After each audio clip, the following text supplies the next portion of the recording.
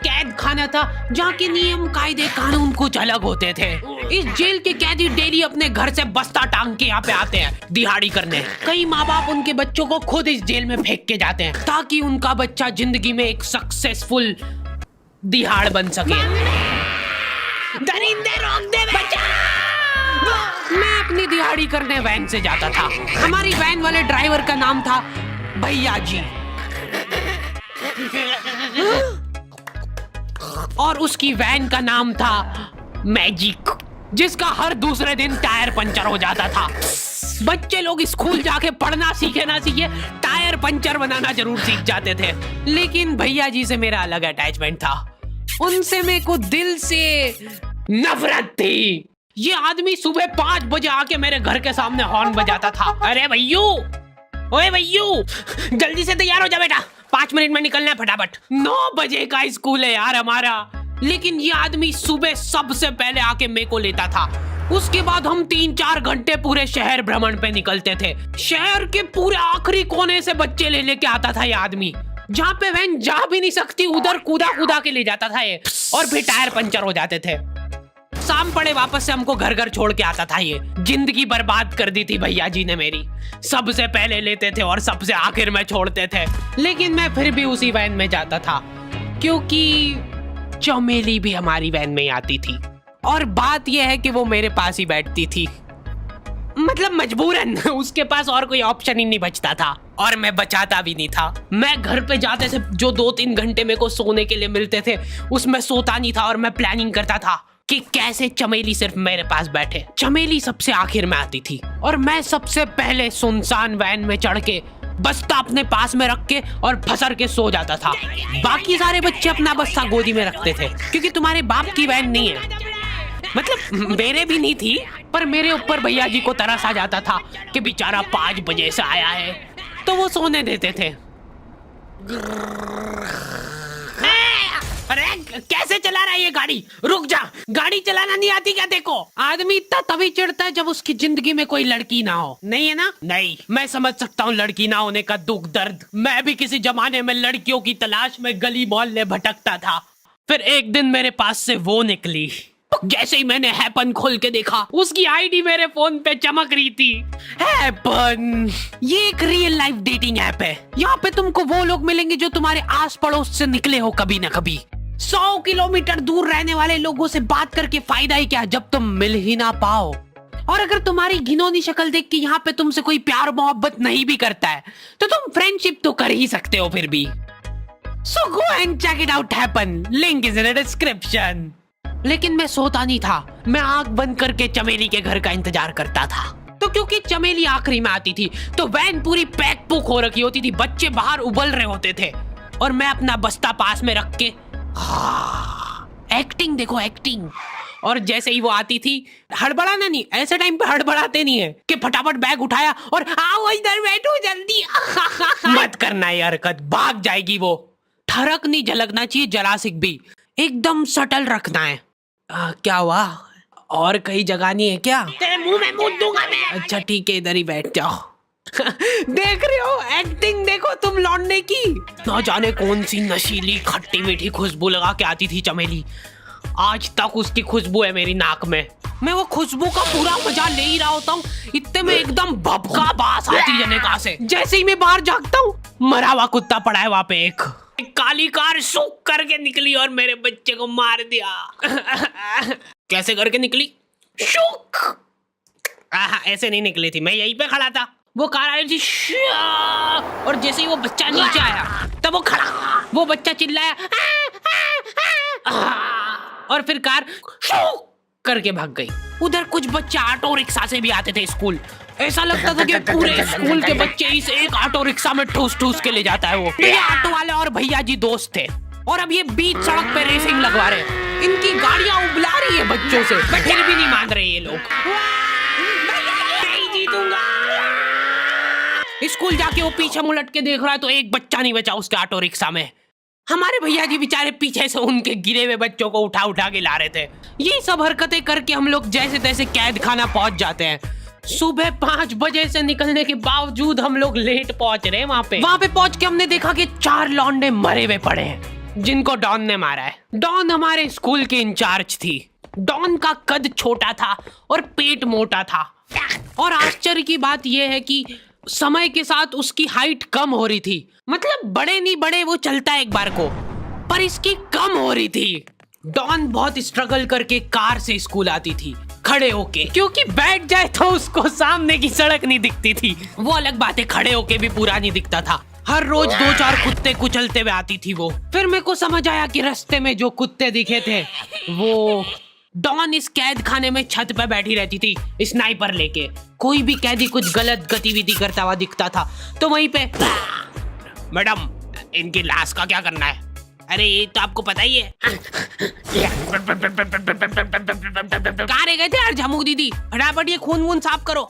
झमू दीदी बुलेट से स्कूल आते थे और ये अफवाह फैली हुई थी पूरे स्कूल में कि उनके घर पे मर्सिडीज भी है। लेकिन झमू दीदी हम्बल रहना पसंद करते हैं।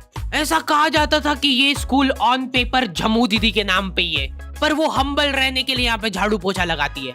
वैसे मैडम इन्होंने करा क्या था? गैर कानूनी पेन फाइट का सट्टा खेलते थे ये लोग क्लास में। उससे मेरे को प्रॉब्लम नहीं है, मेरे को क्यों नहीं? हाँ, हमारी क्लास में पेन फाइट का सट्टा चलता था।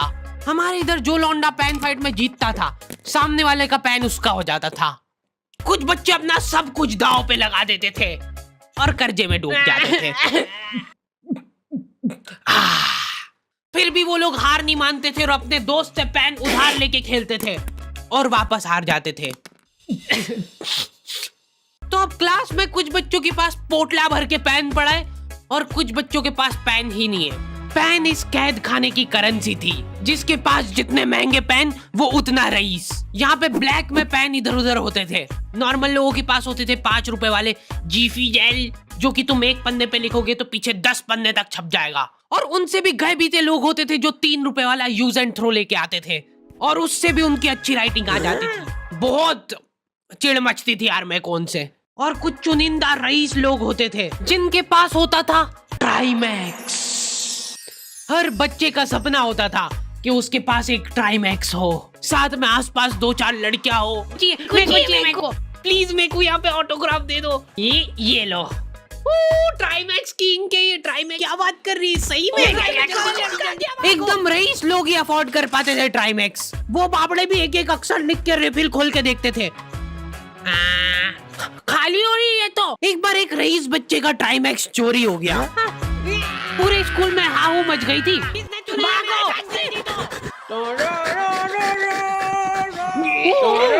देखो, उस दिन हमको पता चला कि वो आदमी दौड़ भी सकता है।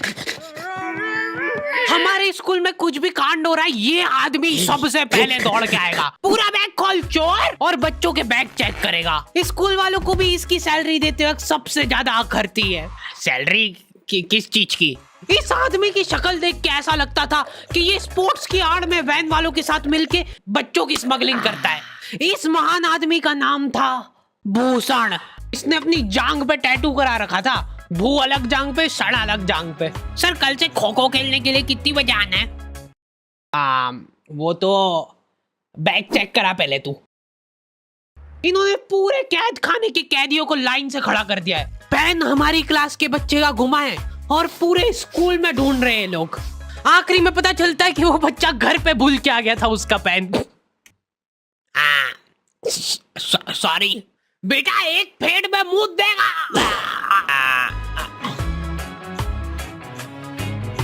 ऐसे तो नमूने बच्चे थे हमारे स्कूल में, और टीचर लोग उनसे भी गए बीते थे। हमारे स्कूल में टीचरों को उनके नाम से कोई जानता ही नहीं है। बच्चों ने उनकी हरकतों के अनुसार टीचरों के नाम रखे हुए। हमारे इंग्लिश वाले टीचर का नाम था छोटा भीम। इससे चिड़चिड़ा आदमी मैंने आज तक नहीं देखा। छोटा भीम की हॉबी थी लड़कों को कूटना। उस बेचारे की हाइट छोटी थी तो बच्चे के मुंह तक उसका हाथ ही नहीं पहुंचता था। बेचारा ऊंचक उचक के मारता था, फिर भी कमर तक ही हाथ पहुंच पाता था उसका। एक पॉइंट पे मेरे को ऐसा लगने लग गया था कि उसको सैलरी लड़कों को कूटने की मिल रही है। कभी किसी बच्चे को बहुत ज्यादा मार दिया, घायल हो गया वो बेचारा, ये लो आपका एक्स्ट्रा बोनस। होमवर्क तुम्हारा बाप करेगा क्या? सर मेरे पापा मर गए थे। तू भी मर जा। ये लो। अरे वाह, नहीं चल रही, सांस तो नहीं चल रही है। हाँ कंफर्म कंफर्म मर चुका है ये। ओह ये लो आपका प्रमोशन हो गया है। लड़कियों से उसका अलग अटैचमेंट था। कौन सा परफ्यूम लगा के आई हो? सर थोड़ा थोड़ा दूर रहो। अरे मैं कुछ कर थोड़ी ना। भोली सी सूरत और आंखों में ठरक लेके स्कूल आ जाता था ये daily. So this means that he will jump over it and then he started ये आदमी इंग्लिश को इंग्लिश में ही ट्रांसलेट करके चल जाता था हमारी नंगी आंखों के सामने।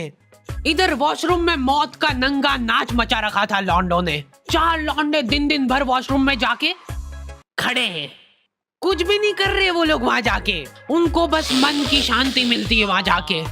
अगले दिन उन चारों ने प्लानिंग करी कुछ तो प्रोडक्टिव करते यार वहां जाके। अगले दिन वो सब पानी की बोतल लेके गए। अब वो पानी पी पी के हाथों हाथ मूत रहे हैं। और ये टीचर लोगों को प्रॉब्लम क्या है, बच्चे अगर वॉशरूम जा रहे हैं तो एक गया है तो अभी दूसरा नहीं जा सकता है। क्यों? तुम्हारे घर की लेटरिन थोड़ी ना है वो कि एक टाइम पे एक जना यूज कर सकता है। मान लो वो 2 जने अगर वॉशरूम में मिल गए तो वो क्या कर लेंगे ज्यादा से ज्यादा? भाई यहाँ का बल्ब निकाल लेते हैं ना। हाँ निकाल लो, फीस भरी है अपन ने। लॉन्डो को ऐसा लग रहा है कि इन्होंने फीस भर के पूरा स्कूल खरीद लिया है। 10 लॉन्डे कॉरिडोर में छाती चौड़ी करके चल रहे हैं प्रिंसिपल के सामने। प्रिंसिपल को इग्नोर कर रहे हैं ये लोग। इनको ऐसा लग रहा है कि इन्होंने फीस भर दी है तो प्रिंसिपल इनके पैर पड़ेगी। उनमें से आधों ने फीस भरी भी नहीं है। हमारा स्कूल बिल्कुल सेफ नहीं था। हमारे वॉशरूम में चोरियां हो जाती थी यार। बल्ब चोरी करने के बाद सब लोग अंधेरे में मूत रहे एक दूसरे के जूते पे। उधर उधर कर। उसके बाद पूरे वॉशरूम में कुछ दिख नहीं रहा है चोरी करने का। तो ये लोग हाँ नल उखाड़ के ले गए। नल कौन ले जाता है? कभी वो मछली वाले साबुन चोरी हो जाते थे, कभी ये फिनाइल की सफेद गोली को माउथ फ्रेशनर समझ के खा जाते थे। भाई भाई इसको चबा मत, इसको चूस, ज्यादा देर तक चलेगी ऐसे। ठंडक हो रही भाई, ठंडक।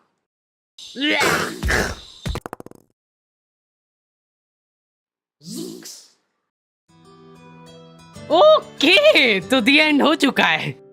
होपफुली तुम लोगों को ये वीडियो पसंद आई होगी। अब कोई भी रोएगा नहीं। डैडी किधर गया? वो मर चुका है। लो भाई तुमको जो चाहिए था ले आया हूँ मैं। अपने दोस्तों को ब्लैकमेल करो उनकी गंदी फोटोज दिखा के कि उनको ये वीडियो मजबूरन देखना पड़े। बाकी अगर तुमको इसका सेकंड पार्ट चाहिए तो 2.5 लाख लाइक्स कर दो फटाफट। और हैपन चेकआउट करना बिल्कुल मत भूलना, लिंक मैंने डिस्क्रिप्शन में डाल दी है। मिलते हैं नेक्स्ट वीडियो में।